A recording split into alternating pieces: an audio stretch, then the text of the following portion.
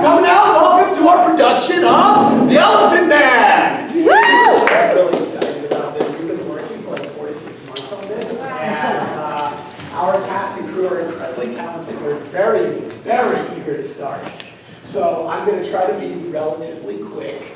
I welcome you to the stage production, which is, by the way, very different from David Lynch's film. The stage production of The Elephant Man.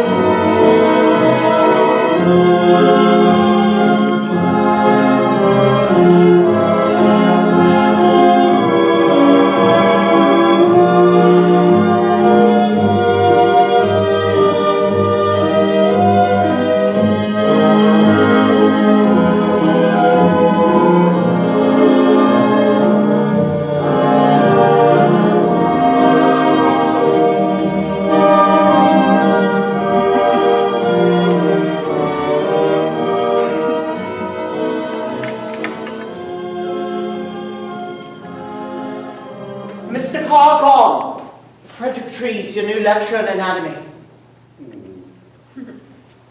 Age 31. Books on scrofula and applied surgical anatomy. Happy to see you rising, Mr. Treves. I'd like to see Merrick credited, and your industry, skill, and accomplishment all due credit. Ignore the squalor of Whitechapel, the general dinginess, poverty, and neglect without, and you'll find a continual medical richesse at the London Hospital. We study and treat the widest range of diseases and disorders, and are certainly the finest institution of our kind in the world. The Empire provides unparalleled opportunities for our studies, as places cruel to life are the most revealing scientifically. Add to our reputation further, and that'll satisfy. You bought a home? On Wimpole Street. Good. Keep at it, Treves. You'll have an FRS and 100 guinea fees by the time you're 40. You'll find it makes an excellent consolation prize. Consolation? I don't know what you mean. I know you don't. You will.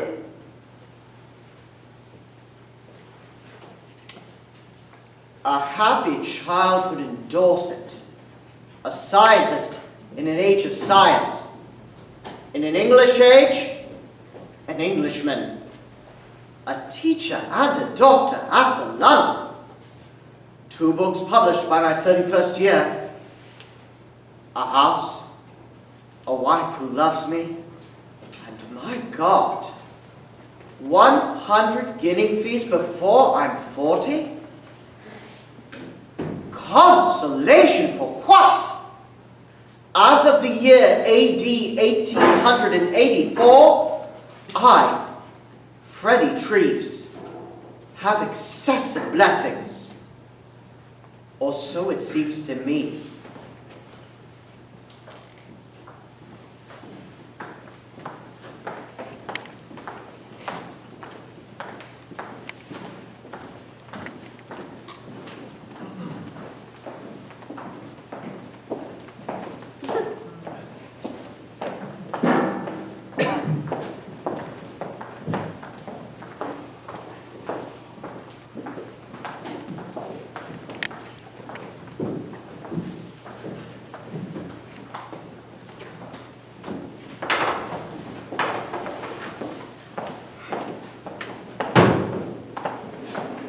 Tuppence only, step in and see. For side of the grave, John Merrick has no hope nor expectation of relief. In every sense, his situation is desperate. His physical agony is exceeded only by his mental anguish. A despised creature without consolation. Tuppence only, step in and see. To live with his physical hideousness, incapacitating deformities, and unremitting pain is toil enough. But to be exposed to the truly lacerating expression by all those those who behold him is even more difficult to bear. Tuppence only, step in and see. For in order to survive, John Merrick forces himself to suffer these humiliations. I repeat, humiliations in order to survive. Thus he exposes himself to crowds who pay the gape and yelp at this freak of nature, the elephant man. Come and see Mother Nature uncorseted in immaculate ray. Tuppence. This sign's absurd. Half elephant, half man is not possible. Is he foreign? Right, from Leicester, but Now, I'm at the London across the road. Now, I would be curious to see him if there is some genuine disorder. If he is a mass of happy and shame, hate our... well, then pay me nothing. Enter, sir. Merrick, out, out, you bloody donkey.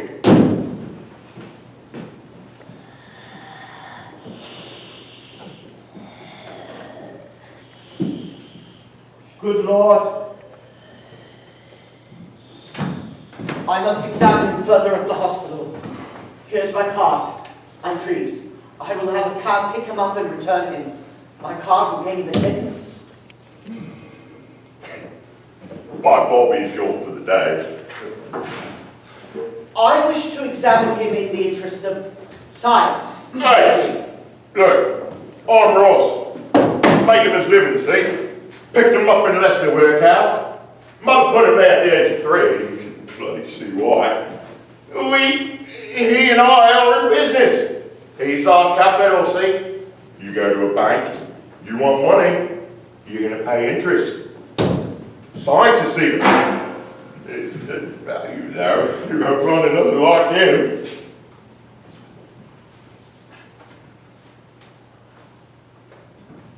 Fair enough. Right. Merrick! Out here, you bloody donkey! Out!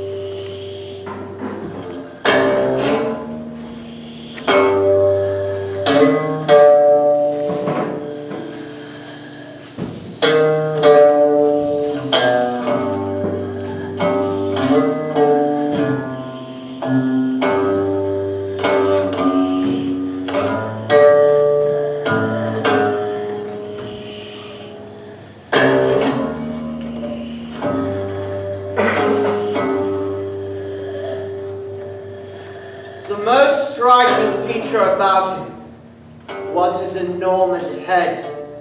Its circumference was about that of a man's waist. Now from the brow there projected a huge bony mass like a loaf, while from the back of his head hung a bag of spongy fungus-looking skin, the surface of which was comparable to brown cauliflower. Now on the top of the skull were a few long lank hairs. The osseous growth on the forehead, at this stage about the size of a tangerine, almost occluded one eye. From the upper jaw there projected another mass of bone. It protruded from the mouth like a pink stump, turning the upper lip inside out and making the mouth a wide, slobbering aperture. The nose was merely a lump of flesh, only recognizable as a nose from its position. The deformities of the face rendered the although utterly incapable of the expression of any emotion whatsoever. The back was horrible, because from it hung as far down as the middle of the thigh, huge sack-like masses of flesh, covered by the same loathsome cauliflower stain. The right arm was of enormous size and shapeless. It suggested but was not elephantiasis, and was also covered with pendant masses of the same cauliflower-like skin. The right hand was large and clumsy, a fin or paddle rather than a hand. No distinction existed between the palm and back. The thumb was like a radish, the fingers like thick tuberous roots. Without a limb, it was useless. The other arm was remarkable by contrast. It was not only normal, but was moreover covered with a fine skin and provided with a beautiful hand, which any woman might have envied. From the chest hung a bag of the same repulsive flesh. It was like a dewlap suspended from the neck of a lizard. The lower limbs had the characters of the same deformed arms. They were unwieldy, dropsical looking, and grossly misshapen. There arose from the fungus skin growths a very sickening stench, which was hard to tolerate. To add a further burden to his trouble, the wretched man, when a boy, developed hip disease, which left him permanently lame, so that he could only walk with a stick. Please.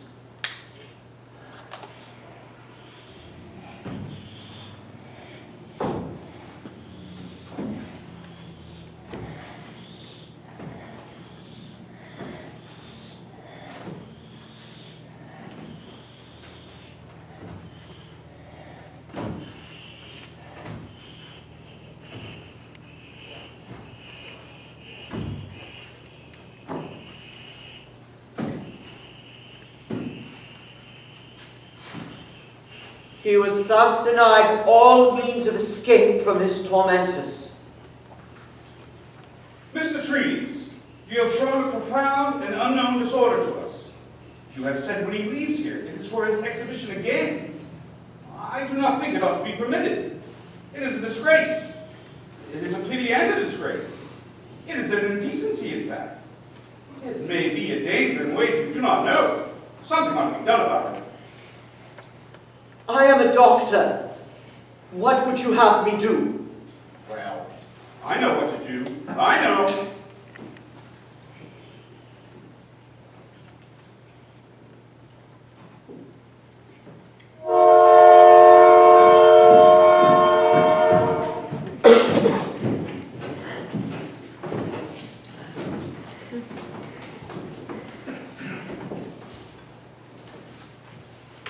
Now, my pin-headed darlings, your attention, please. Every freak in Brussels fair is doing something to celebrate Leopold's 5th year as King of the Congo. Him, our king, our empire. We are the queens of... No, not yet, you morons. I'll say when, and when I do get it right. You don't, and it's back to the asylum with you. Know what that means, don't you? Cut your heads, spoon out your little brains, replacing them with the toxins they were nicked from. Cut you! Yeah. Be back with customers. Come see the queens of the Congo.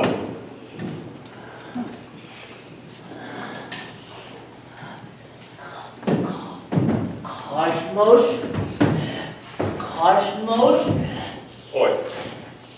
Congo. Land of darkness. No!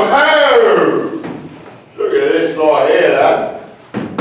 Plenty of indecency on the continent. Free of here. Nobody seems to mind. Won't get coppers sent round GARCIA out like London now, will ya? Reckon the Brussels be our platoon here, huh?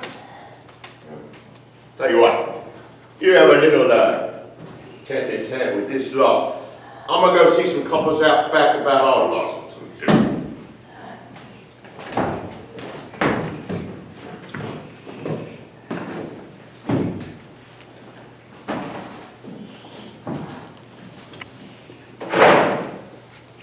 come from England. Hello. Hello. At home, they chased us out of London. Police, someone complained. They beat me. You have no trouble now? Hello. Hello. Hello. Hello. In Belgium, we make money. I look forward to it. Happiness, I mean. You pay your police. How's it done? Hello. Hello. We do a show together sometime? Yes. I have saved £40, 2 shillings, 9 pence. English money. Roz takes care of it. Hello. Hello. Oh, a little vocabulary problem, huh? Poor things. Looks like they held their noses to the grindstone and forgot to take them away. They're coming! Oh, now! We are the queens of the Congo, the beautiful Belgian Empire. Our diggers are bigger, our miners are finer. Empire, Congo and power. Civilized Zuzu's finest hour. Admire, perspire, desire, acquire. Or we set you on fire! You credence! Sorry, the girl's not ready. Outside, please. Girls, get those words right! You don't, then you know what?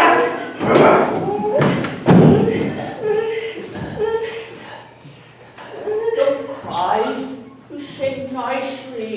Don't cry. There. Oi! Come on, man. Hey, I'm from Japan. I'm on a tour on that. This is an immoral, indecent, and brutal display. It is a public indecency, and it will not be permitted here. Hey, what about them with their little cone heads there? They are ours. Where's your spirit of competition now? Competition's good for business. Right here. Ah, come on. Don't do that. You can't kill it. Better off get indecent. Don't cry.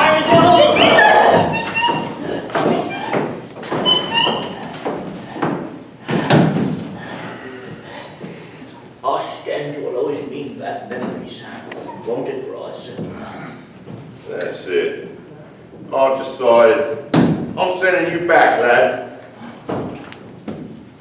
You're not the moneymaker I thought you turned out to be. Now, you're a flop. You're a liability. So that's it. Alone? Yeah, well, here's a few bob. Have yourself a nosh. I'm keeping the rest for myself, huh? Reckon I'll earn it. Any troubles? I'll pick up your stink if I stick around you much longer. Stink of failure, stink of lost years, just stink.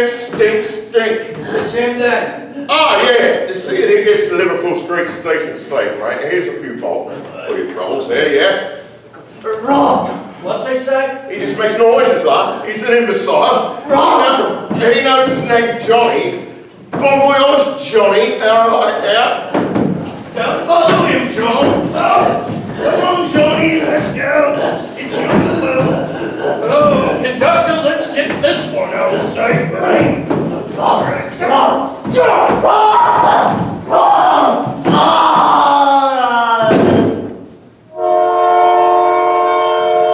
Liverpool Street Station!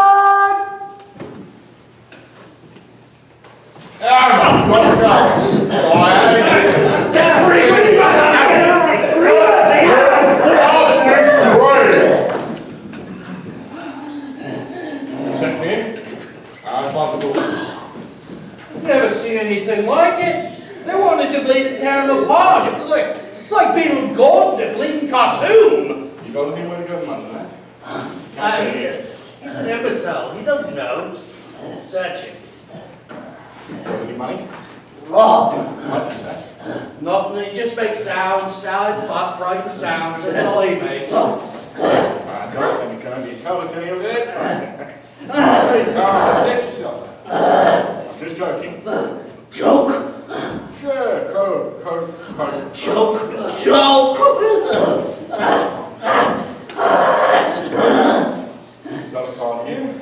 Huh? What's it say? Says Dr. Frederick Treves, lecturer in anatomy at London Hospital. Oh, that's not far. I'll go check and see if I can find him. Lecturer in anatomy? What's he do? Lecture you on your anatomy? People think I don't look like that men, do they?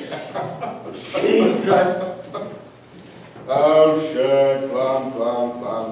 Jesus. Sure, Treves. What is going on here? Look at this mob. Have you no sense of decency? I am Frederick Treves. This is my card. This poor Richie had it. She came in from Austin.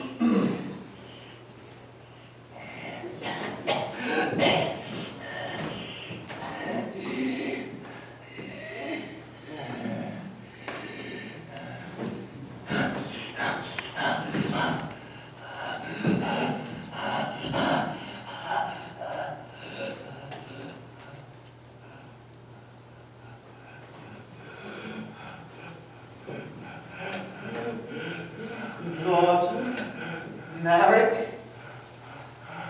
John Merrick, what has happened to you? Help me!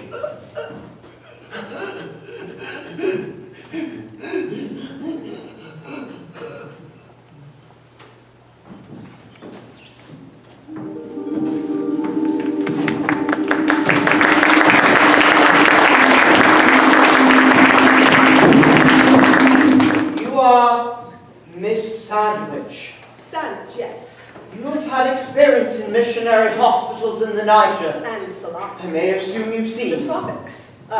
Those diseases. The many and the awful scourges our Lord sends. Yes, sir. I need the help of an experienced nurse, you see. Someone to feed him and tend to the wound.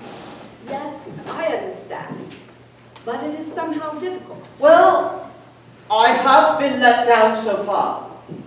It really is. That is, the regular sisters, well, it is not part of their job and they will not do it. Be ordinarily kind to Mr. Merrick without, well, panicking. He is quite beyond ugly. You understand that? His appearance has terrified them.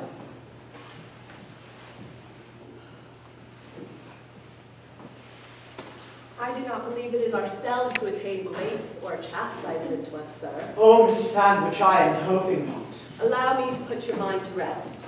Care for lepers in the East, and you have cared, Mr. Treves. In Africa, I have seen dreadful scourges, quite unknown to our more civilized climes. What at home could be worse than a miserable and afflicted rotting black? Oh, I imagine. Appearances do not daunt. It is really that has sent me outside the confines of London seeking help. I look unto the hills whence cometh my help. I think I'll be satisfactory. Here's lunch.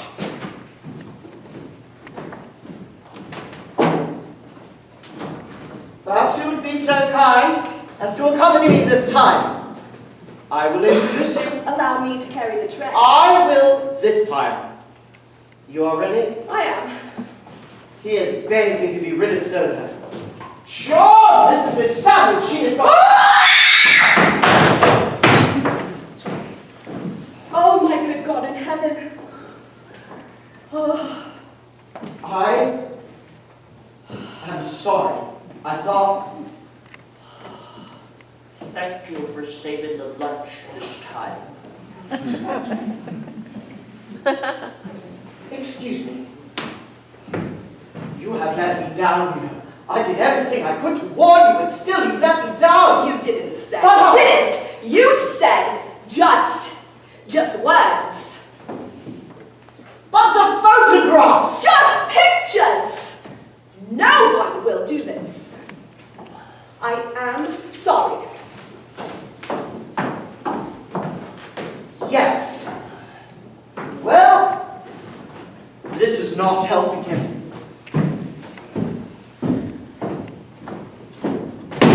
With what fortitude he bears his cross. It is remarkable. It's clear he's made the acquaintance of religion and knows sections of the Bible by heart. Once I was able to grasp his speech, it became clear he had certainly had religious instruction in the past. I believe it was in the workhouse, Dr. Oh, they are very good about that sometimes. The book of Psalms he loves, but the book of Job perplexes him, for he cannot understand how a just God must be cruel only then to be merciful. But the Christ will save him, he has no doubts, and thus, my, he is not resentful. Christ had better be damned if we can. Mr. Treves, he has a religious nature that would be uplifted by further instruction. I'd be glad to provide it. I plan to speak of it from the pulpit this Sunday. I see our visiting bather has flushed the busy Bishop Howe from his cruciform lair. Speak to Mr. Merrick, sir. I have spoken to him about mercy and about justice, and there is a true Christian in the roof. This makes my news seem banal. Yet, yes, Frederick, the response to my letter in the Times about Merrick has been staggering. The English public has been so generous that Merrick may be supported for life without a penny spent from hospital funds. Oh, but that is excellent. Oh, God bless the English public. Especially for not dismembering him at Liverpool Street Station. Freddie, the London to go home for incurables. This is quite irregular. For you, I permit it. God knows what you're doing. God does know, sir, and Darwin does not. He better know. He deformed him. And apprehension's coming here, Dr. Treves, but I'm glad to find Mr. Merrick in the care of Christians, sir. Freddie is a brilliant doctor and a good man, and that is fortunate indeed. I couldn't have raised the funds though, Doctor. Oh, my. Dr. Treves, let me not keep you from your duties any further, but Mr. GOMM, consider, is it science that motivates us when we transfer the English rule of law to India or Ireland? When good British churchmen leave hearth and home behind for missionary hardships in Africa? Is it science that sends them forth? It is not. It is their Christian duty. It is our obligation to show our lightened benefices with the benighted man.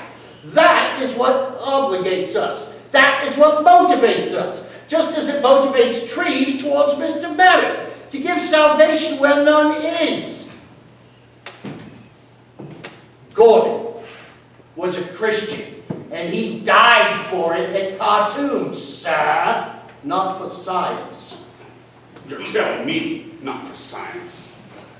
Mr. Treves, if I may, I will care to stop by weekly for his further instruction. You will be welcome here, I am certain. Thank you, gentlemen. Good day. Well, Jesus, my boy. Now we have the money, what do you plan for Merrick? Normality, as far as it is possible. So he would be like us. Is something wrong, Mr. GOMM, with us? Treves? GOMM? How long is as long as I like?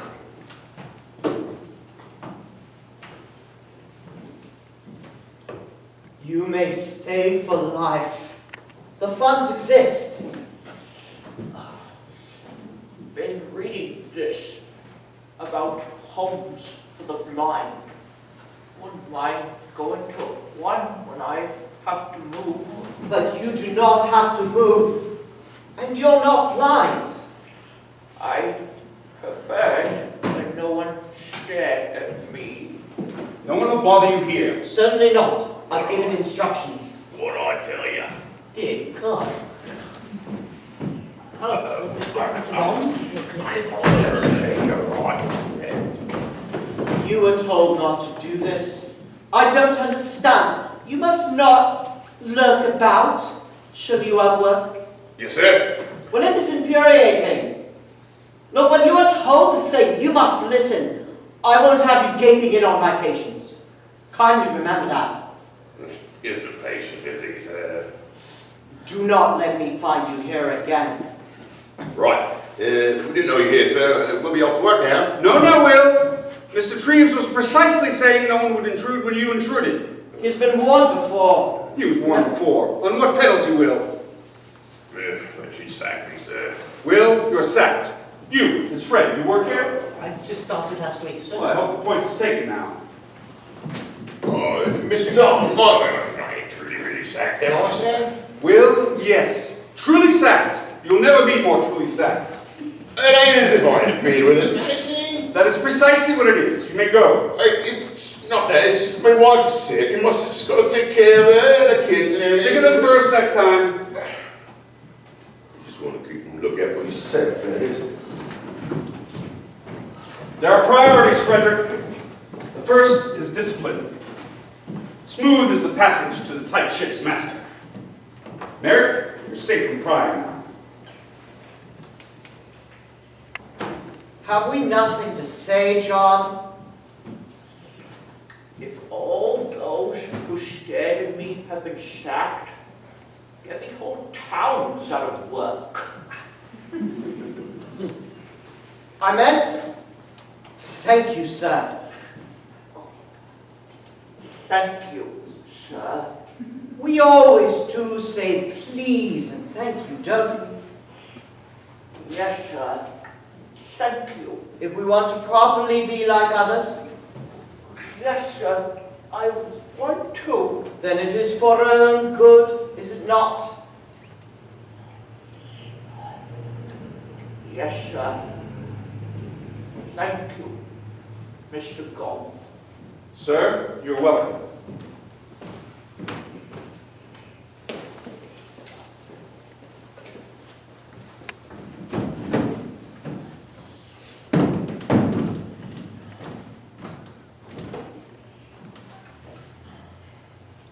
You are happy here, are you not, John? Yes. The baths have rid you of their odor, have they not? First chance I have to bathe regularly. And 3 meals a day delivered to your room. Yes, sir. This is your promised land, is it not? A roof, food, protection, care, is it not? Right, Mr. Treves. I will bet you don't know what to call this.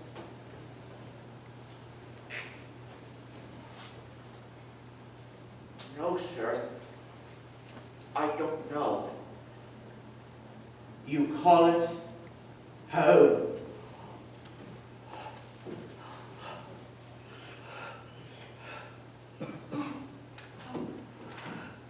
Never had a home before. You have one now. Say it, John. Home. Home. No. Really, say it. I have a home. This is mine. Go on.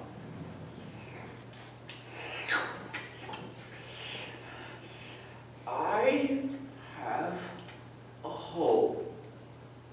This is my home. This is my home. I have a home. As long as I like. That is what home is. That is what is home. If I abide by the rules, I will be happy. Yes, sir. Don't be shy. If I abide by the rules, I will be happy. Very good.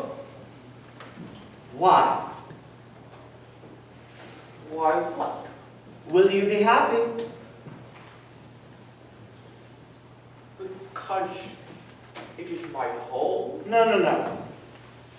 Why do rules make you happy?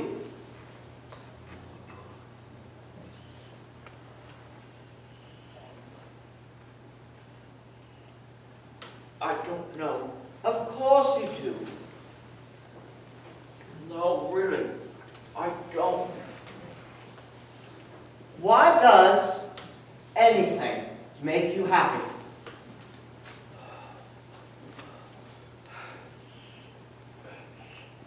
Like what?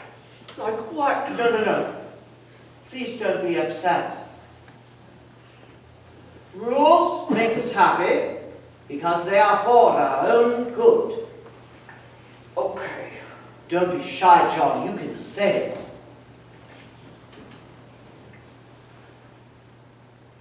This is my home. No, no, no. About rules making us happy.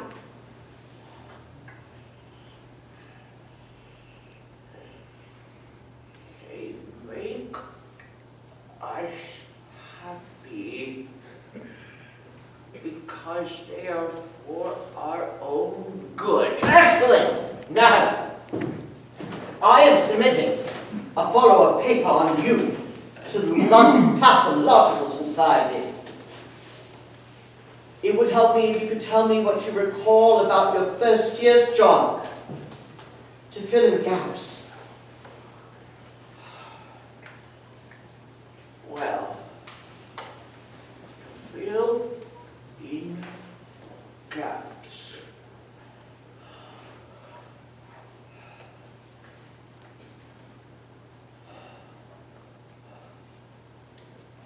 The workhouse where they put me. They beat you there like a drum.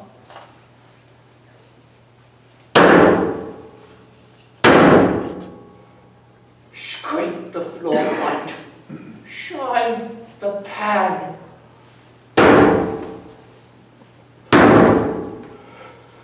It never ends. The floor is always dirty. The pan is always tarnished. There is nothing you can do.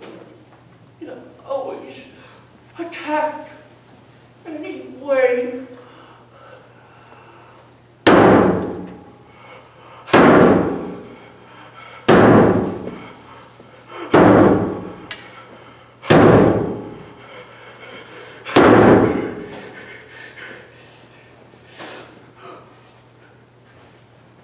Will the children come to the workhouse? What children? The children. The man he sacked.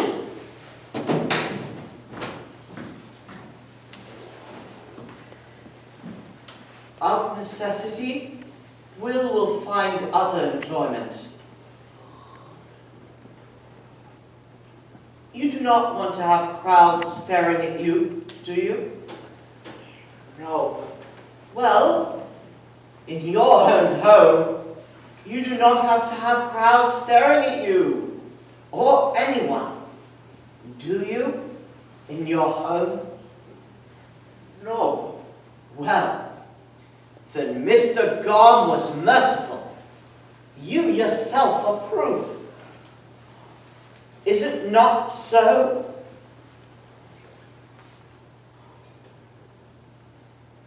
Well, is it not so? If your mercy is so cruel, what do you have for justice?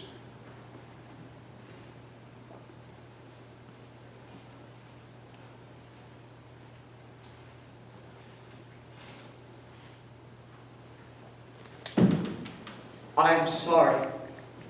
It is just the way things are.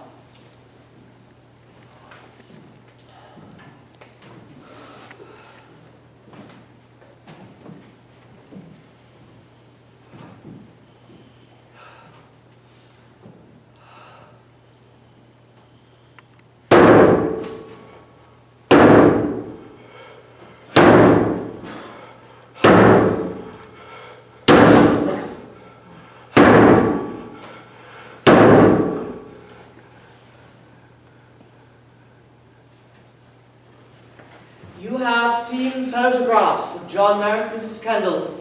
You are acquainted with his appearance? Looks familiar. Reminds me of an audience I once played Cleopatra for in Brighton. All grin head and grimace, and utterly lacking the ability to clap. Well, my aim is to lead him to as normal a life as possible. Now, his terrible us comes from having been held at arm's length from society. I am determined that shall end. For example, he loves to meet people and converse. I am determined he shall. For example, he has never seen the inside of any normal home before. I had him to mine. And what a reward, Mrs. Kendall. His joy, his astonishment at the most ordinary things. Most critical, I feel, however, are women. I will explain. They have always shown the greatest fear and loathing of him, while he adores them, of course. Well, he's intelligent. I am convinced they are the key to retrieving him from this exclusion. Though I must warn you, women are not quite real to him, more like creatures of his imagination. Well, then he is already like other men, Mr. Treves. So I thought an actress could help. I mean, unlike most women, you won't give in. You're trained to hide your true feelings and assume those of others. You mean, unlike most women, I am famous for it. That's really all, Mr. Treves. Well, in any case, if you could enter the room, smile and wish him good morning, and when you leave, shake his hand. The left one is usable and really quite beautiful. And say, I'm very pleased to have made your acquaintance, Mr. Merrick. All right, let's try it. Up. Your left hand, please.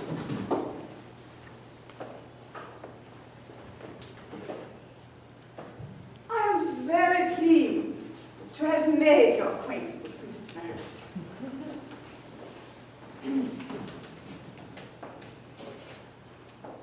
I am very pleased to have made your acquaintance, Mr. Merrick.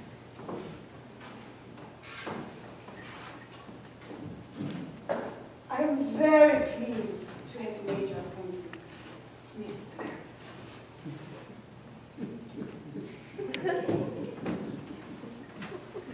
pleased to have made your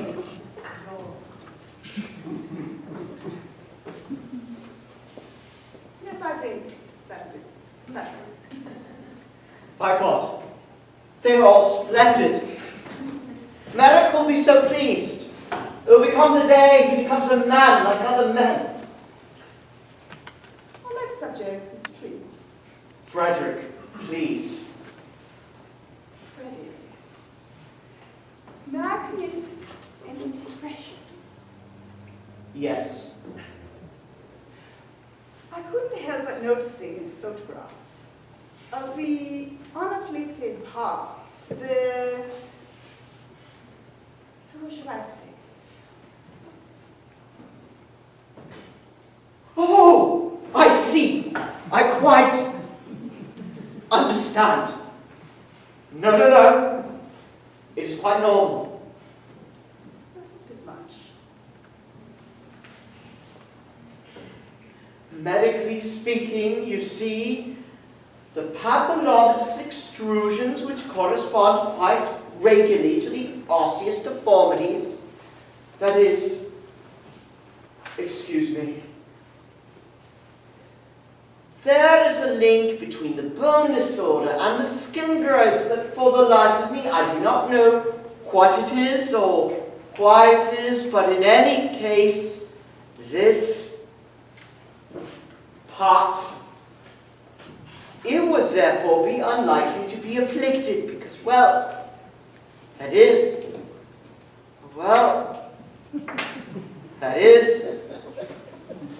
there's no bone in it. Not at all, I mean.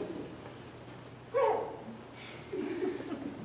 we learn a little it every day, don't we? I am horribly embarrassed. Are you? You must be lonely indeed. He is making sketches for a model of St. Philip's Church. He hopes someday to make a model, you see.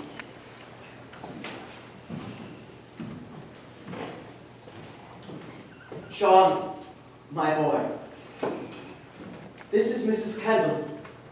She would very much like to make your acquaintance. Good morning, Mr. Merrick. I will look into a few matters, and I will be back soon.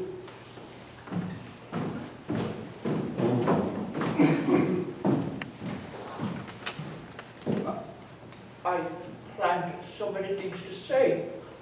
I forget them. You are so beautiful. How charming, Mr. Merrick. Well, really, that was what I planned to say. But I forgot what I planned to say. I couldn't think of anything else. I was so excited. Well, real charm is always planned, don't you think? Well,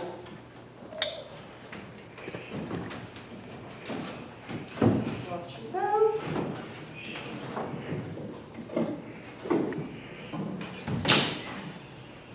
I don't know why I look like this, Mrs. Kendall. My mother was so beautiful. She was knocked down by an elephant in a circus while she was pregnant. Something must have happened.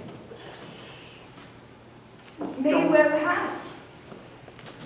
May well have. But sometimes I think my head is so big because it is so full of dreams. Because it is. Do you know what happens when dreams can't get out? Why, no. Me neither. Something must. Well, you are a famous actress. I'm not unknown. You must display yourself for a living then, like I did. That is not myself. That is an illusion. This is myself. This is myself too.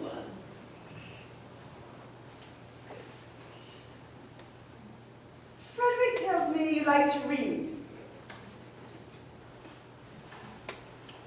So, books. I'm reading Romeo and Juliet now. Juliet, the love story. I adore love stories. I like love stories best too. If I had been Romeo, guess what? What? I would not have held the mirror to her breast. Ah, you mean the scene where Juliet appears to be dead, and he holds a mirror to his breath to see if Nothing. How does it feel when he kills himself? Because he just sees nothing. Well, I can tell you my experience playing Juliet with a young actor who will remain unnamed. I'm lying there, dead, dead, dead. Whilst he is lamenting so excessively and for so long that I get to thinking, if this hand doesn't get off his hock and get to it, that I am going to scream, jump off the tomb, grab the dagger, and plunge it into his scene-stealing heart.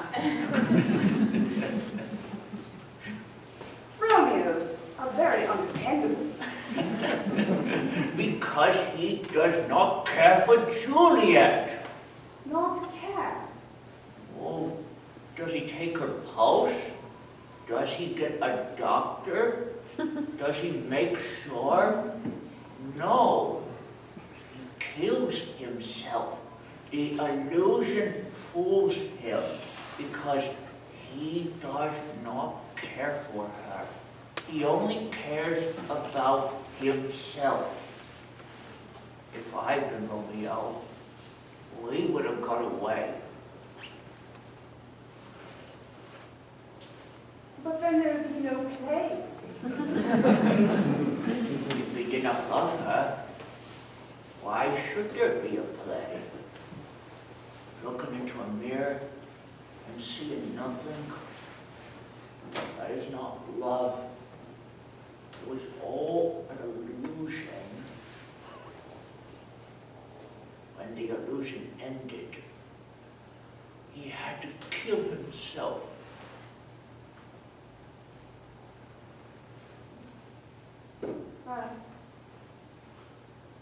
That is extraordinary.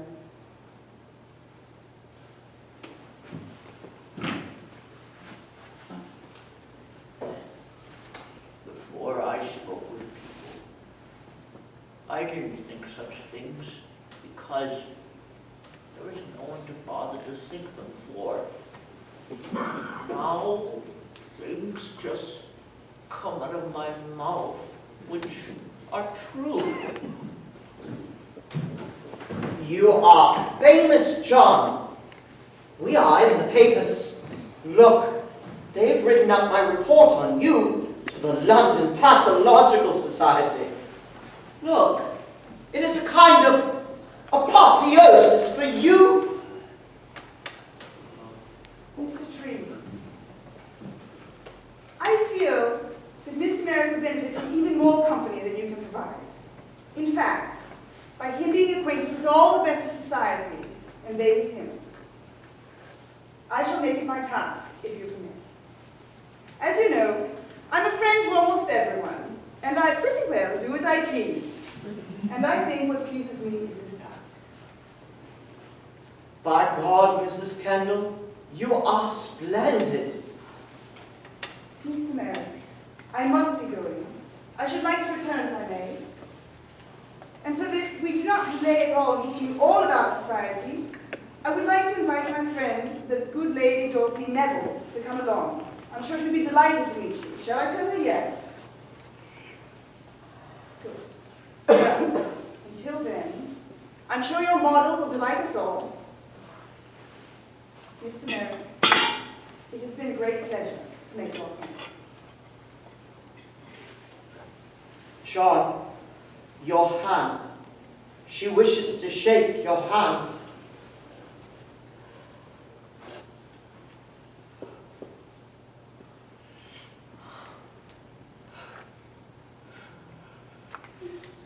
Thank you for coming. But the pleasure was all mine. Thank you.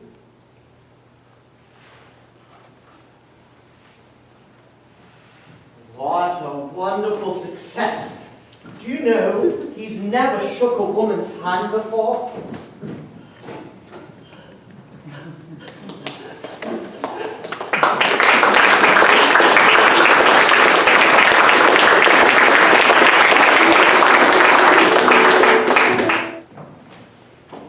Oh, Grace. Oh, how lovely the model's coming along there. I've come to wish you a happy Christmas, and I hope you'll enjoy this ring, and remember your friend by it. Oh, Grace, thank you. I'm very pleased to have made your acquaintance.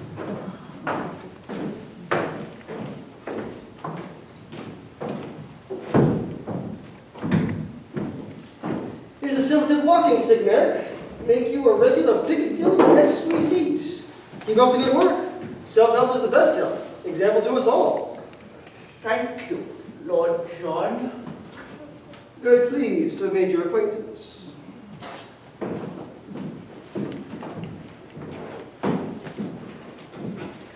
Her Royal Highness Princess Alexandria. Gifts of Christmases to you, Mr. Merrick. Her Royal Highness has given you a signed photograph of herself. Oh, Your Royal Highness, I am honored. It is the treasure of my possessions. I have written to His Royal Highness, the Prince of Wales, to thank him for the pheasants and woodcock he sent. Mr. Merrick, you're a credit to Mr. Treves. Mr. Treves, you're a credit to medicine, England, and to Christendom. I'm very pleased to have made your acquaintance.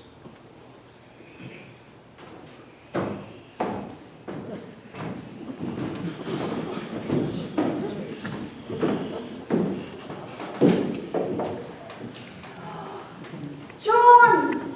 Good news! Bertie says that I can use the royal box whenever we like. And Miss Kemper says that it gives a unique perspective. And for Christmas, ivory handled razors and toothbrush. And a cigarette case, my boy, full of cigarettes. Thank you very much.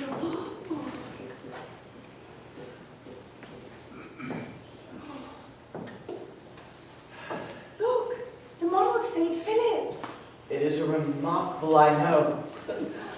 And I do it with just one hand, they all say. You are an artist, John Merrick. An artist. Oh, I didn't begin to build it first. Not till I saw what St. Philip's really was. It is not made of stone and steel and glass.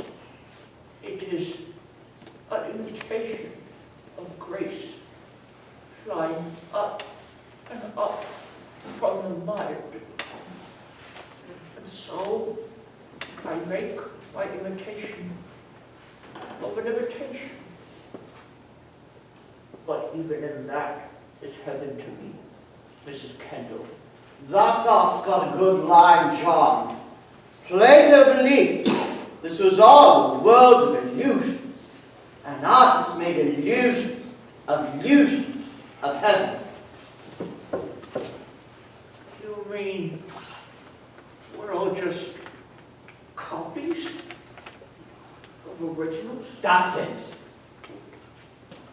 Who makes the copies? God, the demiurge.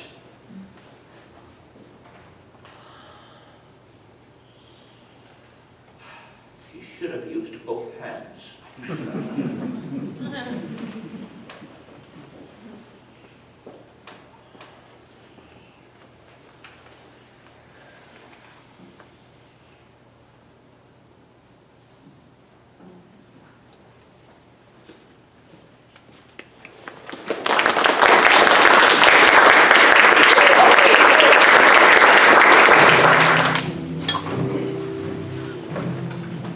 Why all these toilet articles tell me he is much too deformed to use any of them? Props, of course. To make himself, as I make me. You think of yourself. Well, he is gentle, almost feminine, cheerful, honest within limits, a serious artist in his way. He is almost like me. He is religious and devout. He knows that salvation must radiate or all is lost, which it most certainly is not. He seems practical, like me. He has seen enough of daily evil to be thankful for small goods that come his way. He knows which side his bread is buttered on and counts his blessings for it, like me. I can speak to him of anything, for I know he is discreet, like me.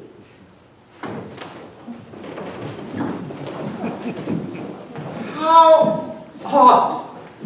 I think him curious, compassionate, concerned about the world. Well, rather like myself, Frederick Treves, 1889 AD. Of course,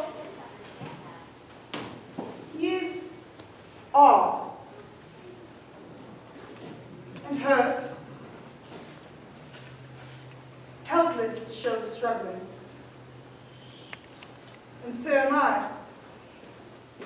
He knows I use him to raise money for London. And he understands I would be derelict if I didn't. He's wary of any promise, yet fits in well, like me. As a seminarist, I had some of the same doubts, struggled as he does. I hope he may find himself in both that.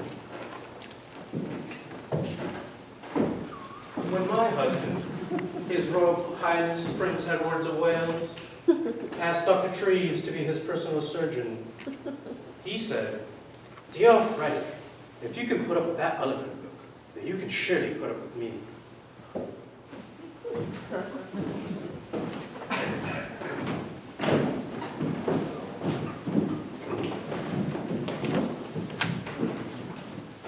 Seem out of fashion, Freddie, as he sees me. Social contract's critical. Oh, by the way, ignore the bloody papers. All lies.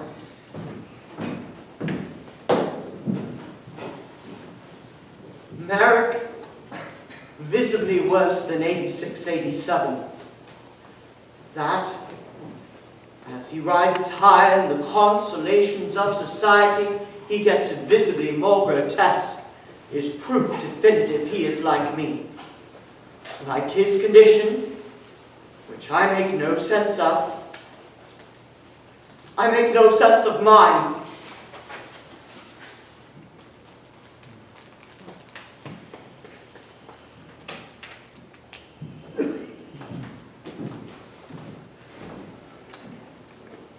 But the papers are saying you broke the contracts. They're saying you lost the money. Freddie, if I were such a scoundrel, how would I dare face investors like yourself? Broken contracts. I never considered them actual contracts. Just preliminary things. Get the old deal underway. A real contract is something between gentlemen. And this attack on me shows they are no gentlemen. Now, I'm only here to say that the company remains a terribly attractive proposition. Don't you think? To recapitalize, if you could spare another... Ah! Mr. GOMM, how good to see you. I was just remarking how splendidly Merrick thrives here, thanks to you and Freddie. Lord John, allow me. I must take Frederick from you. Keep him at work. It's in his contract. Wouldn't want him breaking it. Sort of thing makes the world fly apart, isn't it? Yes, well, of course. Sorry to hear you so pressed. Expect to be seeing less of you around London now. Actually, overdue, actually. Appointment in the city. Freddie, Mr. GOMM. He plain fooled me. He was kind to Merrick. You have risen fast and easily, my boy. You forgot how to protect yourself. Break now. It does not seem right somehow. The man's a moral swamp. Is that not clear yet? Is he attractive? Deceit often is. Friendly? Swindlers can be. Another loan? Not another cent. Maybe your money, Freddie, but I will not tolerate laboring like a navvy. London should represent honest, charitable, and compassionate science, and not have titled swindlers mucking up the pitch.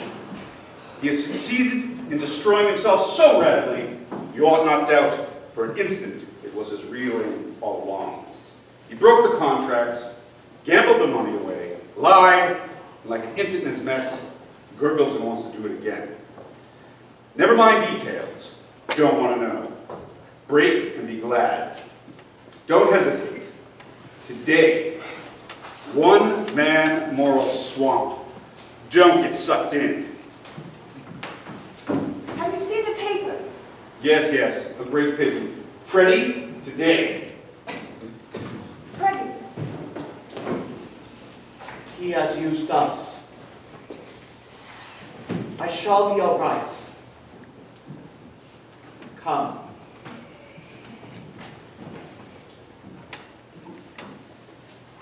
Sean,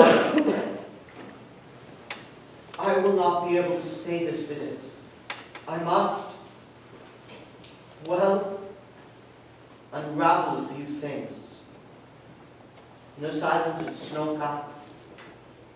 Friendly and respectful Frederick. I'll look in a few days. Did I do something wrong? No. This is a hospital, not a marketplace. Don't forget it. Ever.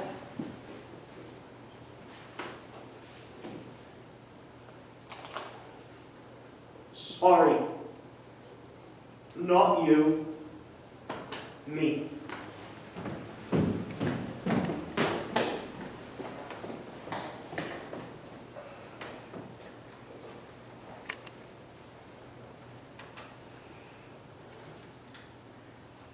Well, would you like to try weaving? Don't you think it might be fun? A lot of things are fun. People miss out on them. Men especially. Well, Stellos. But I like little activities that engage me. It's, I don't know, something ancient. Something from before all this. Anyhow, would you like to try?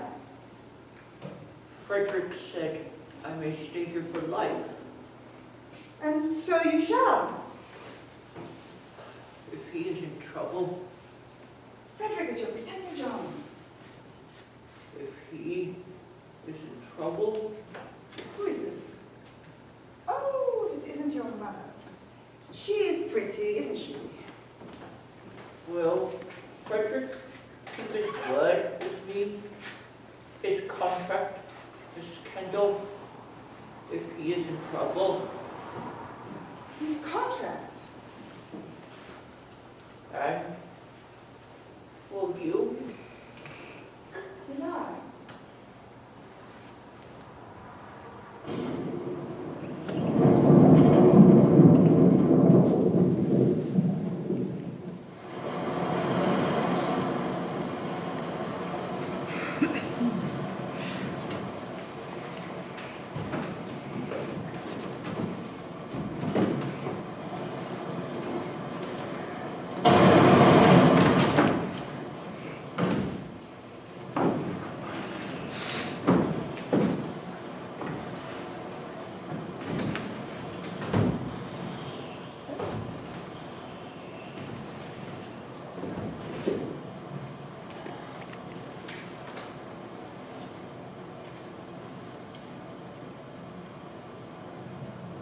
The prince has a mistress.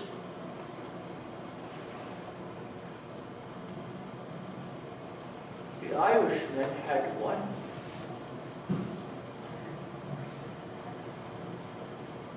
Everyone seems to.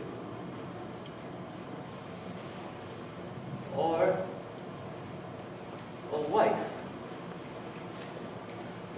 Some have both. I've concluded that I need a mistress. It's bad enough not to sleep like others. I imagine sitting up can't be very restful. I have to. Too heavy to lay down my head. But to sleep alone, that is worst of all. The artist expresses his love through his works. That is civilization. Are you very shocked? Why? Should I be? Oh, others would be.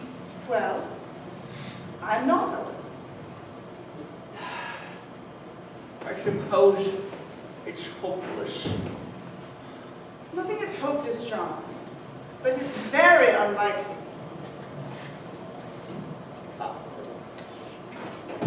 I was hoping you might have a few ideas. I think I can imagine around here who has the ideas. I know something. What? I have never even seen a naked woman. Surely in all the fairs that you worked. I mean a real woman. Is one more real than another?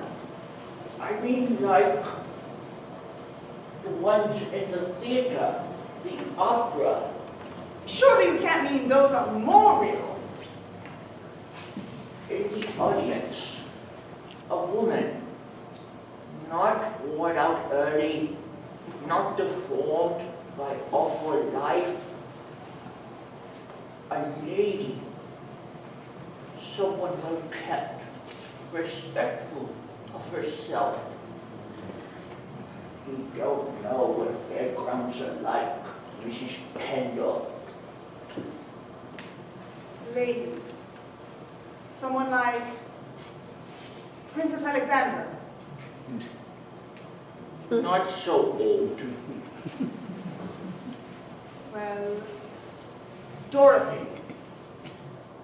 She does not look happy, no. Lady Ellen.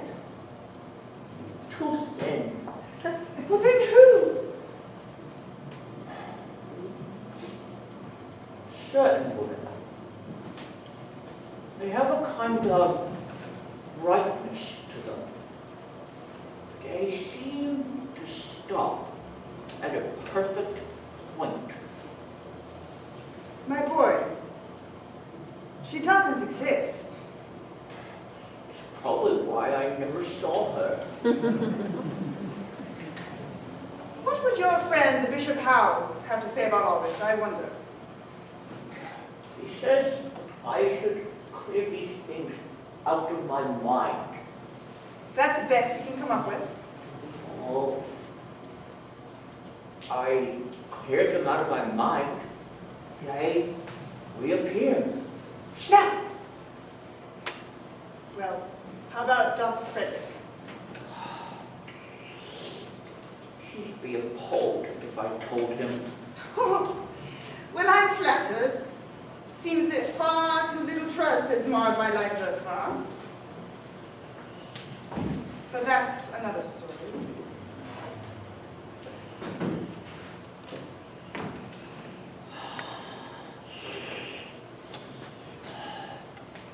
What a rain.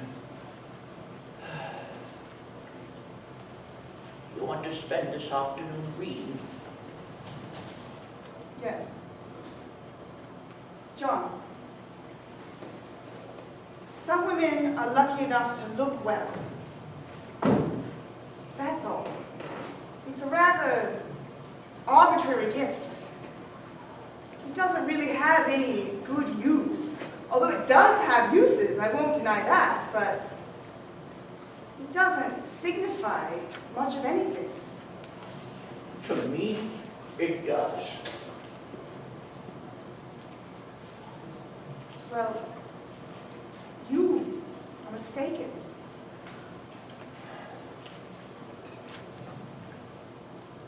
What shall we read?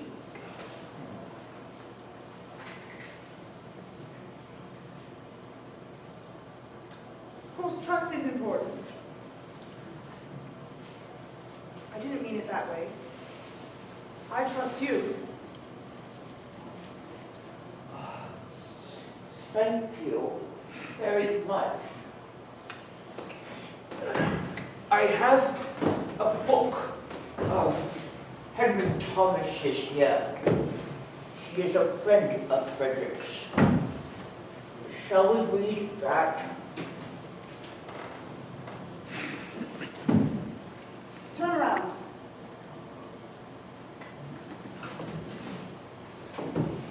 Don't look. Is this a game? I wouldn't call it a game. Surprise. What kind of a surprise? I saw pictures of you when I first met you. You didn't know that, did you? The ones for the first time in '84? No, I didn't. It seemed to me unjust. I don't know why. I can't say justice is my most highly developed characteristic. All right. You may turn around now.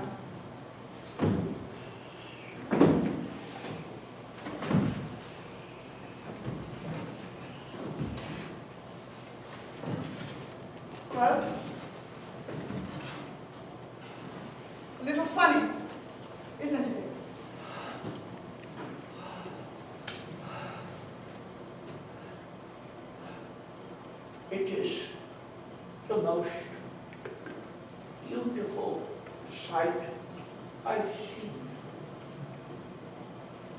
ever.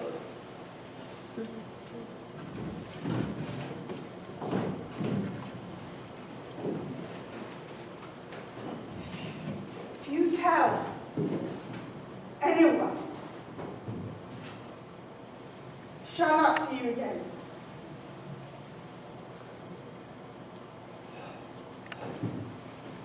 We shall not talk. We shall not read. We shall do nothing. Do you understand? Wait.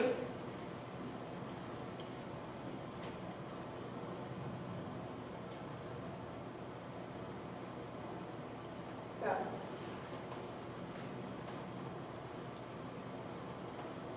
No illusions. Well, what is there left to say?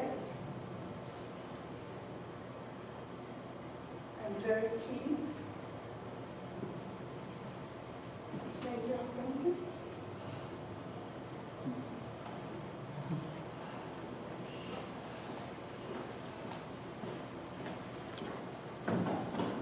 For God's sake, what is going on here? What is going on? For a moment, paradise, Freddie. But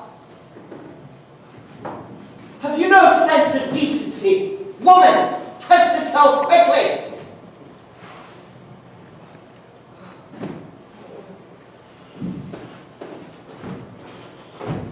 Are you not ashamed? Do you know what you are? Don't you know what is forbidden?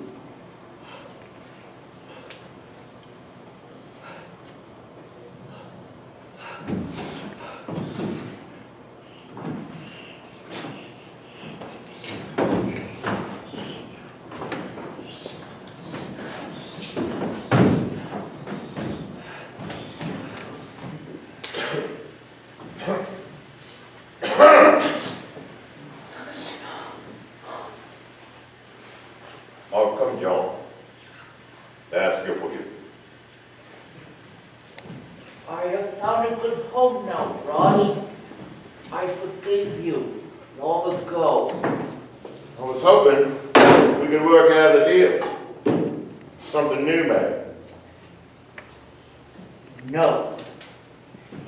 Yeah, I was counting on it. That you were kind-hearted, like myself. Got to put your money on the things that don't change, John. I figure you're in the same service as always. You got dukes and ladies coming around to see you. Ask yourself why. Figure it's the same as always. Makes them feel better about themselves by comparison. Those things don't change, John. They are but for the grace of. So I say to myself, selling the same services as always to a better clientele. Only difference is, now you ain't charging for it. You make me sound like a whore. You are! I am! They are! Most are, John. No disgrace in it. Real disgrace is to give it away for free. Be a stupid whore. Not capitalize on the interest in you. Not to have a manager that is stupid. You see this church? I am building it. The people who come see me are friends, not clients. I'm not a dog walking on its hind legs. You see, I was thinking, charge these people. Pleasure in the Elephant Man's company. Something. Right spirit is everything. You do it in the right spirit, this lot will pay happily. I'd take 10%. I'd be okay with 10%. But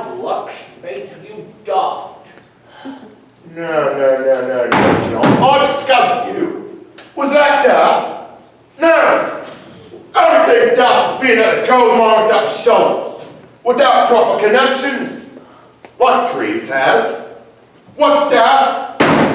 Ross sows, Treves harvests. It's not bad, John, if you think about it. I think about it, because I'm old. I got something in my throat. You may have heard. Something in my lung too. Something in my belly as well. I'm not a heap of help, John. But I do all right with 10%. 10% to give me everything just slightly better than a cobblestone, huh? Just like a pay. Did it in the right spirit. They are the cream, Raj. They know it. A man like you tries to make them pay, they walk away.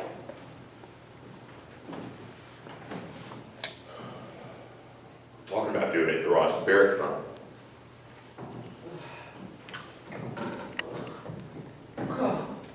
So, they are my friends. They are my friends. I lose everything for you. Raj, you lived your life. You robbed me of 48 pounds, 9 shillings, tuppence. You left me to die. Will you be satisfied? You had enough, Raj. You treated me like an animal in darkness. You come back and want to rob me again. Will you not be satisfied? Now I am a man like others. You ask me to return? You had a woman yet? Is that what makes a man? Well, it did for a start in my day. Not what makes this one. Well, then I am condemned, John. I may as well go to the doss house straight and die between filthy doss house rags. Nothing but acid in me belly, John. It's not fair. 5%, John.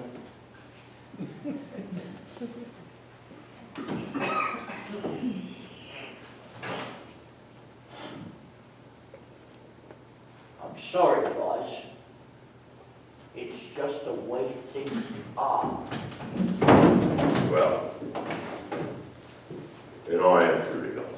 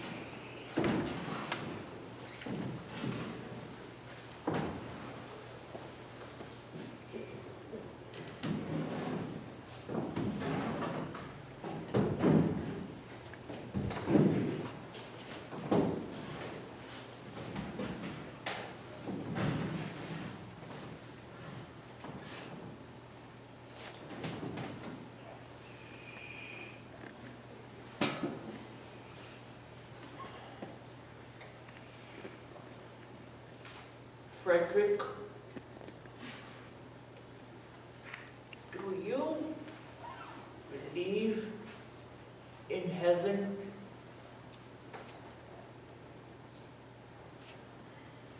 Hell? What about Christ? What about God?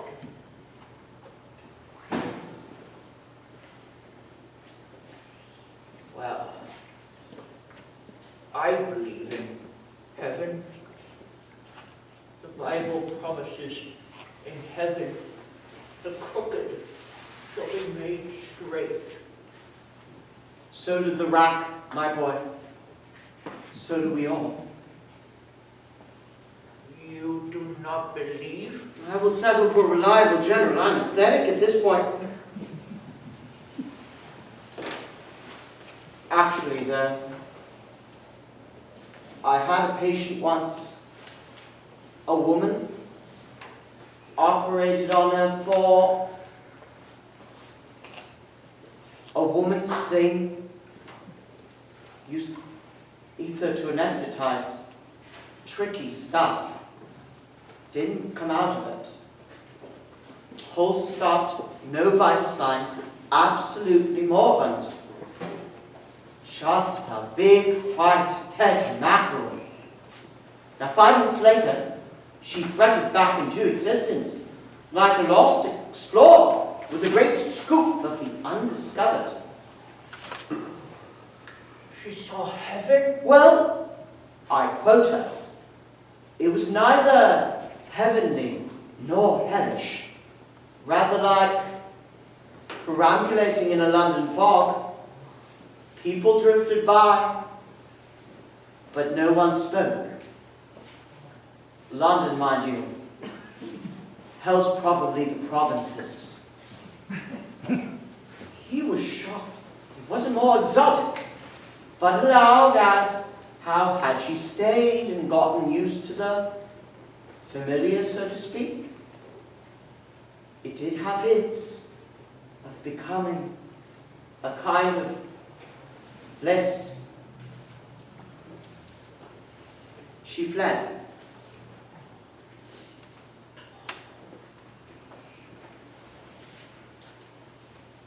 If you do not believe, why did you send Mrs. KENDAL away? Don't forget, it saved you once, my interference. You know well enough, it was not proper. How can you tell if you do not believe? There are still standards we abide by. They make us happy because they're for our own good.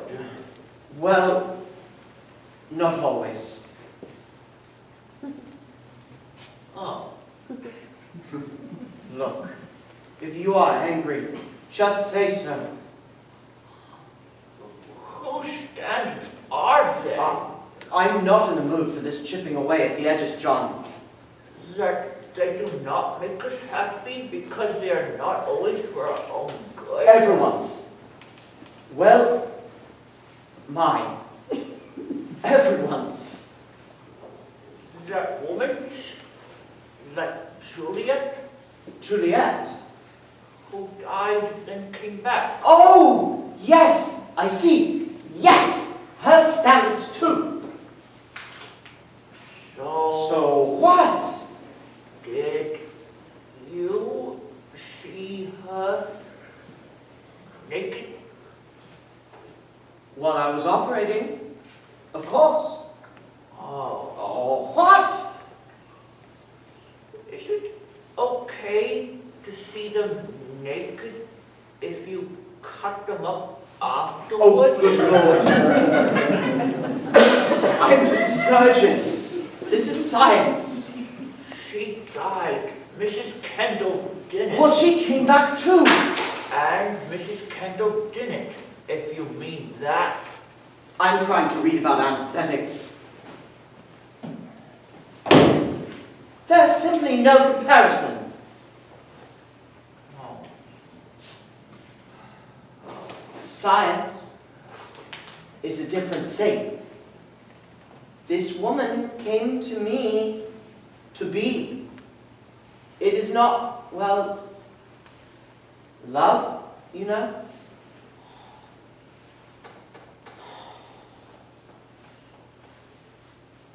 Is that why you're looking for an anesthetic? It would be a boon to surgery. Because you do not love them. Oh, love's got nothing to do with surgery. Do you lose many patients?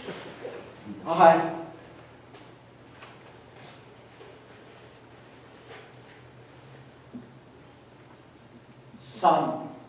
Oh. Oh, what? What does it matter? Don't you see? If I love her, if I love or do not love any patient or not, what does it matter? And what conceivable difference to you?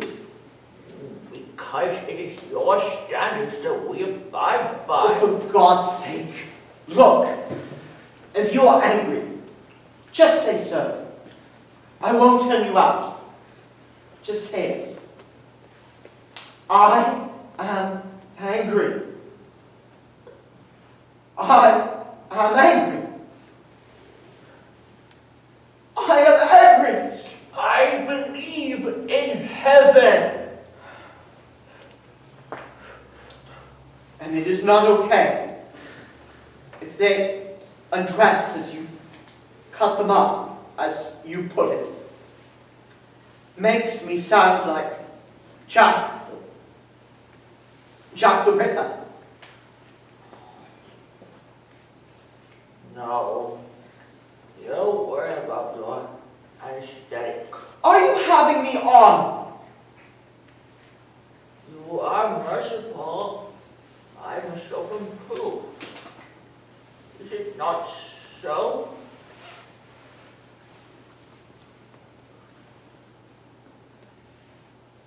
Well, is it not so?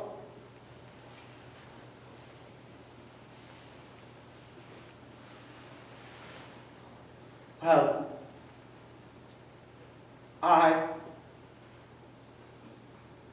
about Mrs. KENDAL, these days are this, I seem to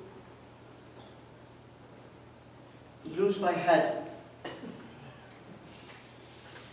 taking on too much perhaps. I do not know what is in me these days.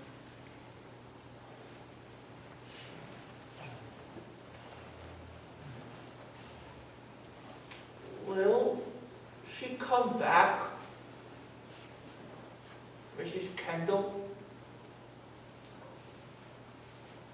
I will talk to her again.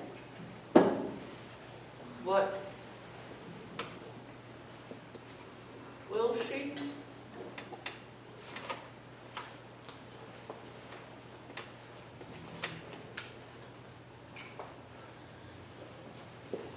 No, I don't think so. Oh. There are other things involved. That is, other things. Well, other things.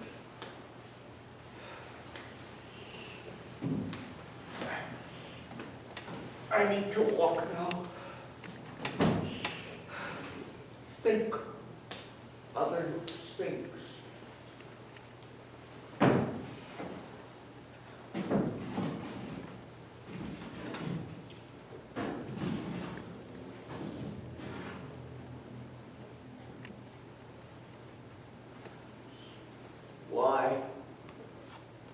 Why wouldn't she?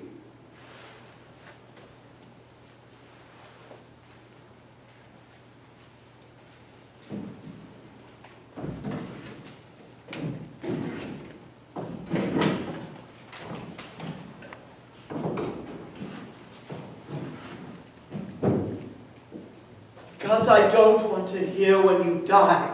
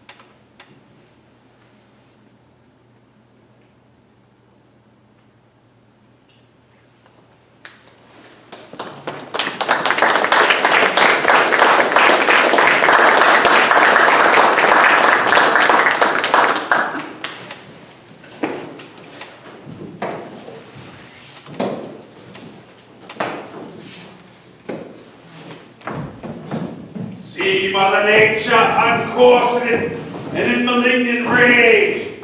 Tuppence! If he is merely papier-mâché and paint, a swindler and a fake. No, no. A genuine Dorset dreamer in a moral swamp. Look at him. He's so forgot how to protect himself, he's gone to sleep. I must examine him. I won't keep him for long, Mr. GOMM. It would be an inconvenience, Mr. Merrick. He's a mainstay of our institution. Exactly what brought him to my attention. I am Merrick. Here's my card. I'm with the mutations across the street. Frederick, stand up. You must understand. He is very valuable to us. We invested a great deal in him. He's personal surgeon of the Prince of Wales. But I only wish to examine him. I have not dreamed, of course, of changing him. Well, he's a gentleman and a good man. Therefore exemplary for study, as a cruel or deviant one would not be. Ah, very well. Have him back for breakfast time and you feed him. Frederick, stand up! Up, you bloody donkey! Up!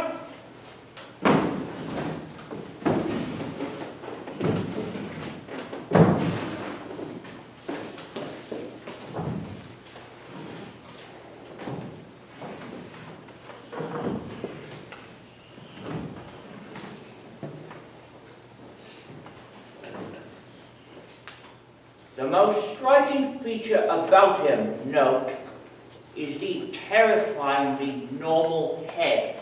This allowed him to lie down normally like others and to dream in an exclusive personal manner without the weight of others' dreams accumulating to break his neck.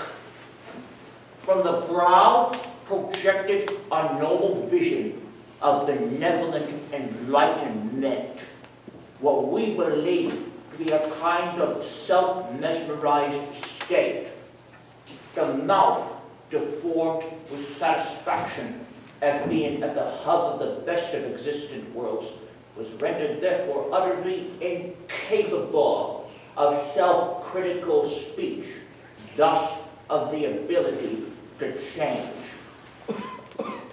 The heart showed signs of worry at this unchanging and untenable state. The back was horribly stiff from being held against a wall to face the discontent of a world ordered for his convenience. The surgeon's hands were well developed and strong, capable of the most delicate of carvings up for their own good. Due also to the noble head, the right arm was of enormous strength, but so incapable of the distinction between the assertion of authority and the charitable act of giving that it was often found to be disgustingly feeding up others for their own good. The left arm was slighter and fairer, maybe in typical position, hand covering the genitals, which were often treated as a sullen column, in constant need of restriction, governance, punishment for their own good.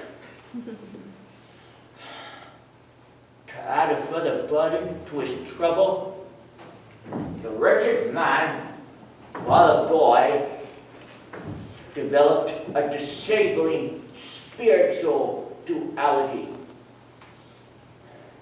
and thus unable to feel what others feel, nor reach harmony with them.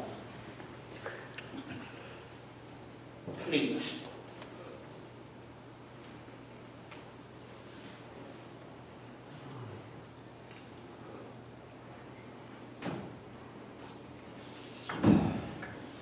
He was thus denied all means of escape from those he tormented.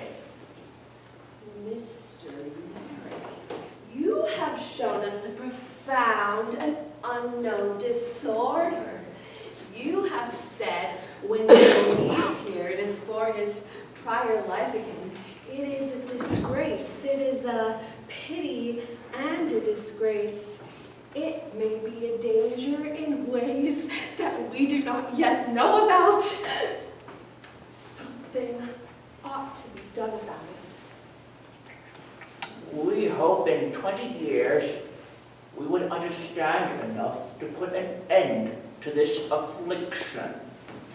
20 years? Sir, that is unacceptable. Had we caught it early, it might have been different. But his condition has spread east and west. But the truth is, I'm afraid we are dealing with an epidemic.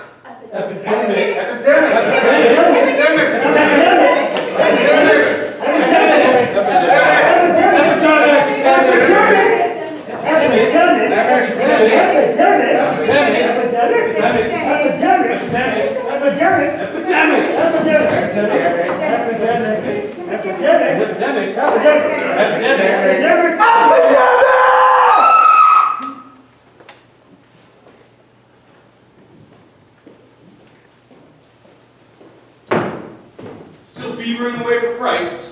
Yes. I got your report. He doesn't know, doesn't he? The bishop? I met Merrick. No. I shall be sorry when he dies. It will not be unexpected anyway. He's brought the hospital quite a lot of good repute. Quite a lot of contributions, too, for that matter. In fact, I like him. Never regretted letting him stay on. Didn't think he'd last this long, though. His heart won't sustain him much longer. He may even get out when he gets off his bloody knees without bloody man! What is it, Fred? What's gone south? It is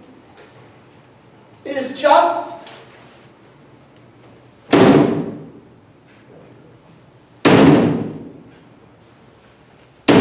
It is the overarch of things, quite inescapable that as he's achieved greater and greater normality, his conditions edged him closer to the grave. So, a parable of growing up, to become more normal is to die, more accepted to worsen. It is a mockery of everything we live by. Sorry, Freddie. Didn't catch that one.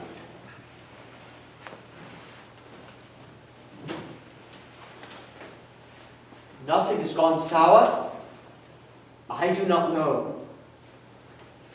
Cheer up, man. You are knighted. Your clients will be kings. Nothing succeeds, my boy, like success.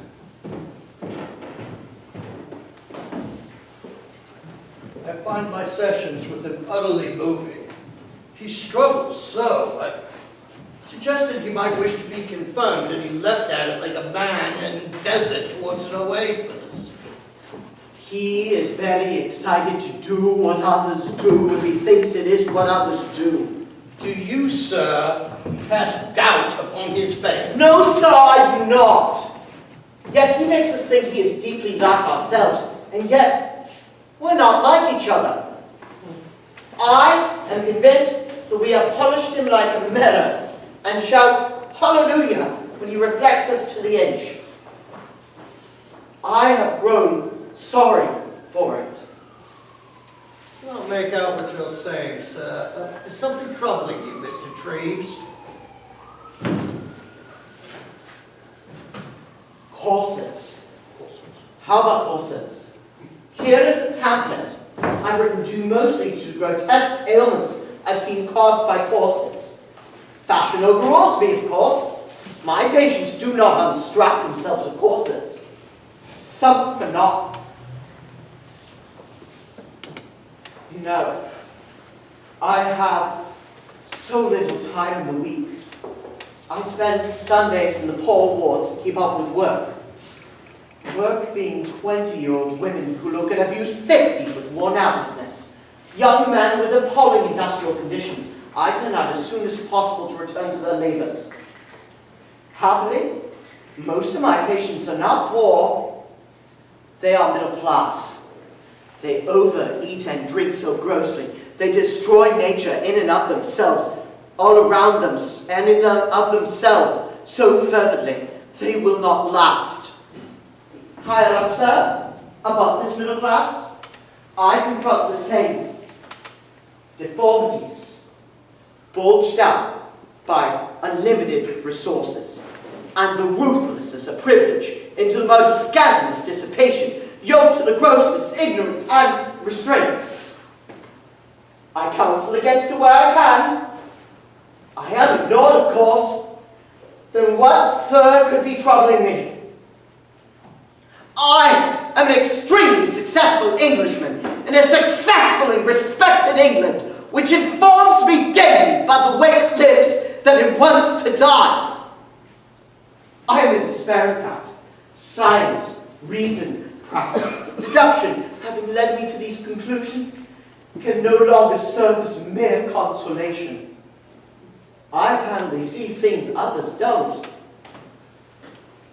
Oh, I wish I understood you better, but as for consolation, in Christ's church there is consolation. Oh, I'm sure we were not meant for mere consolation. How about look at Mr. Merrick's happy example? Oh, yes!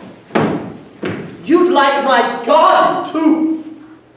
My dog, my wife, my daughters. Prude, cold, pollen, and somewhat stupefied. Fairly happy examples, all of them. Well, is this what we finally know how and what to do with nature, that is? Robert? No, no, no. Not nature, really. Ourselves, really. Myself, really. Robbed, that is. You do see. Can't figure out what else to do with them, can we? It's not exactly clear, sir. I am an awfully good gardener! Is that clear? Pikey! I take such good care of everything, anything. You are convinced, we are convinced, you are convinced. I are you not convinced? Are you not convinced? Him, I is not very dangerously human. I mean, how could he be after what we've given him? What you like, sir, is he is so grateful for patrons and so greedy to be patronized, and no rights, no demands, no hopes, past perverted, present false, future nil. What better could you ask? He puts up with all of it. Of course I do be taken.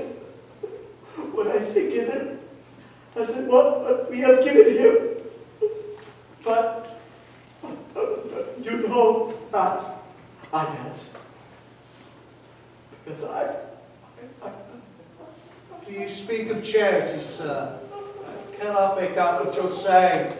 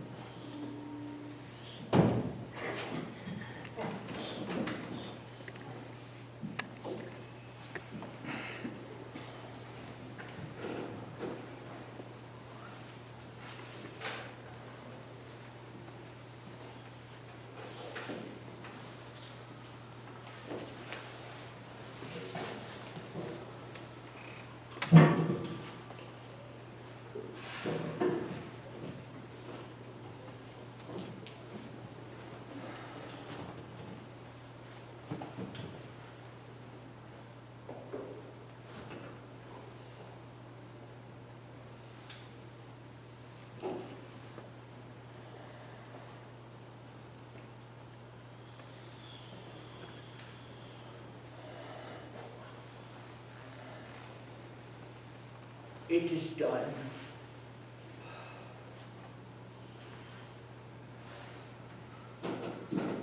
Much time, Mr. Merrick.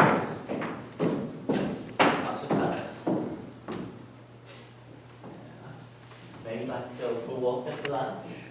Edna's doing wonders for the gardens.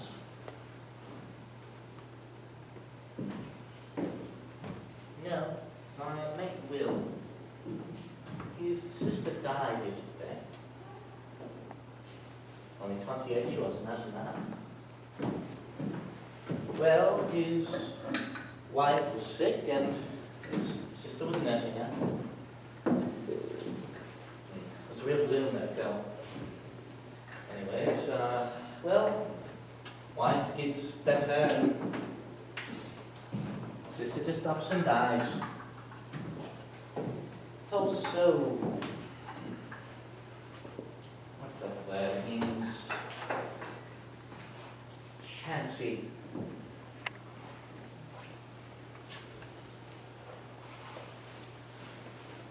Well, I can't remember it. Chancy will do. Have a good lunch.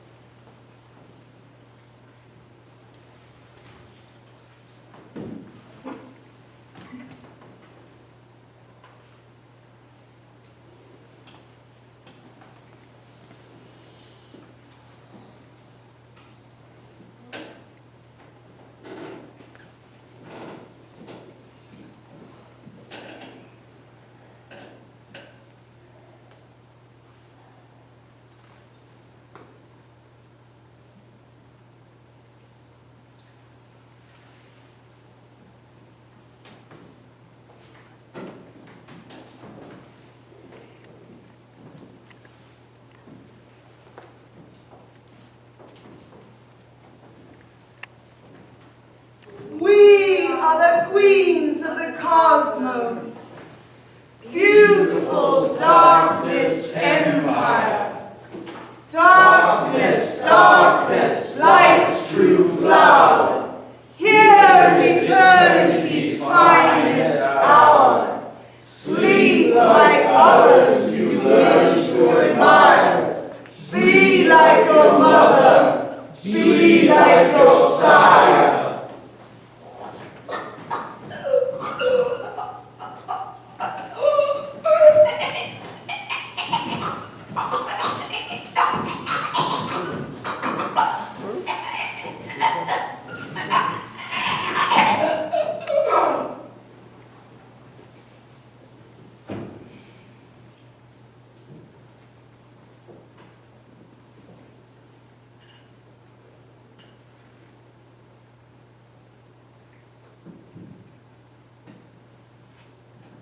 I remember it's Mr. Merrick. The word is arbitrary.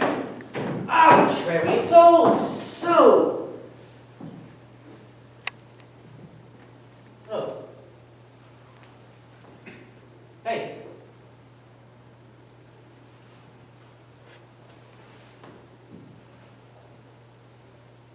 Hey! Hey! The elephant man is dead!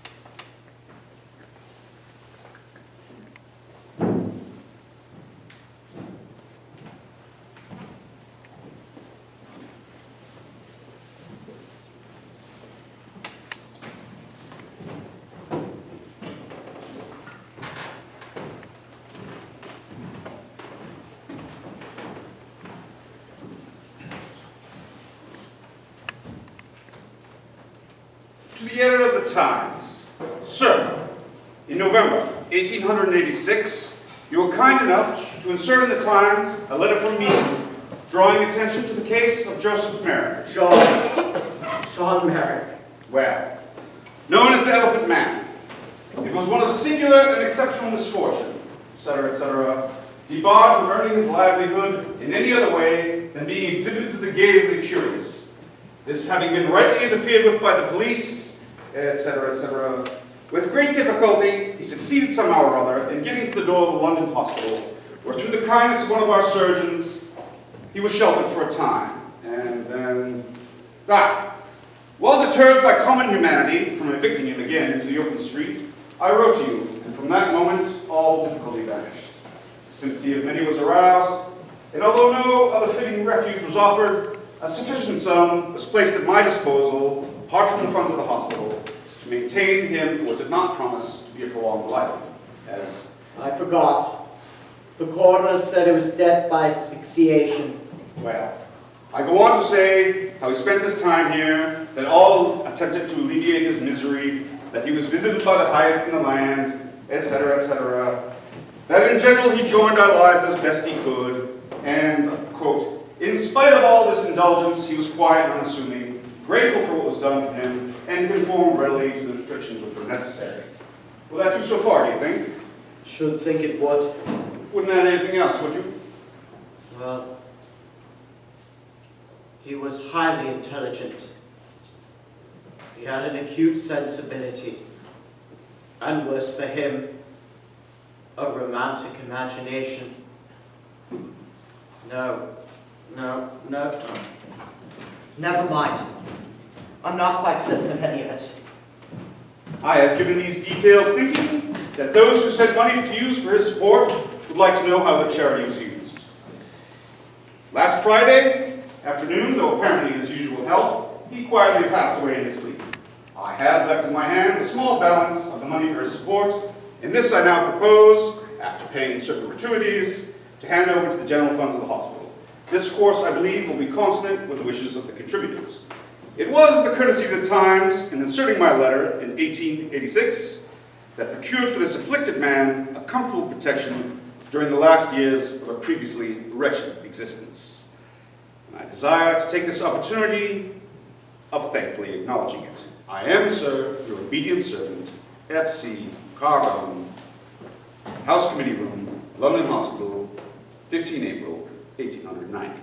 I did think of one small thing. It's too late, I'm afraid. It is done.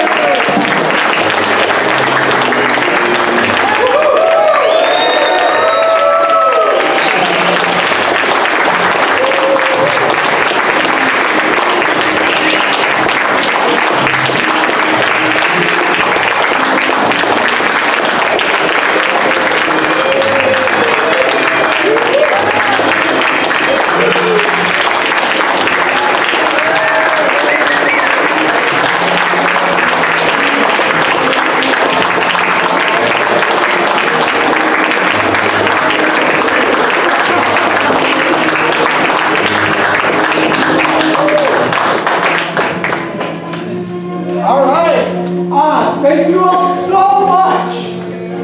Thank you all so much for coming to the opening night of the Elephant Man. I hope you all enjoyed it. If you liked it, tell your friends. Have them come over and check it out. Showing also tomorrow, and then next Friday and Saturday, and then the next, and then next Friday on the next Saturday. Anyways.